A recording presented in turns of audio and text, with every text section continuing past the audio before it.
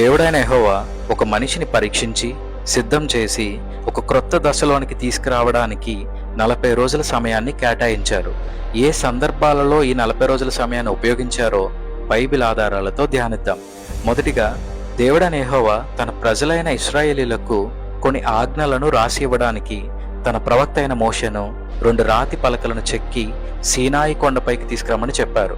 ఉదయాన్నే మోషే ఆ 2 పలకలను పట్టుకొని సీనాయి కొండ మీదకి వెళ్ళిన కానుంచి 40 రోజులు దేవుని కూడా ఉండి భోజనము కానీ నీళ్లు కానీ త్రాగలేదు అని రాయబడి ఉంది. ఈ 40 రోజుల సమయంలో దేవుడైన యెహోవా మోషేను సిద్ధపరిచాకే 10 ఆజ్ఞలను ఆ పలకల పైన తన చేతి వ్రేళ్లతో రాసి ఇచ్చాడు. రెండవదిగా, ప్రవక్త అయిన ఏలియా 40 రోజుల ప్రయాణం చేసి దేవుని పర్వతమైన హోరేబుకు వచ్చాకే దేవుడైన యెహోవా అతనికి ప్రత్యక్షమై ఒక క్రొత్త బాధ్యతని ఇచ్చారు. అనగా దేవుడు ఒక పని అప్పచెప్పే ముందు 40 రోజుల పరీక్ష మరియు సిద్ధపాటు గుండా తీసుకువెళ్తారు. మూడవదిగా, ఆయన కుమారుడైన యేసుక్రీస్తు మనుష్యునిగా శరీరంతో ఈ లోకానికి వచ్చారు.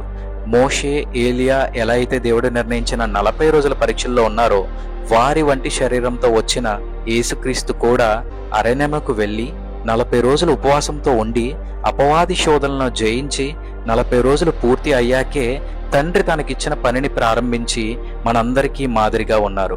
శోధనలో మీరున్నారా? అయితే ఒక విషయాన్ని గమనించండి, మీరు ఆయన పరీక్షలో ఉన్నారు. ఈ పరీక్షను జయించాక దేవుడు మీకు ఒక బాధ్యతను ఇవ్వబోతున్నాడు. ఆమేన్.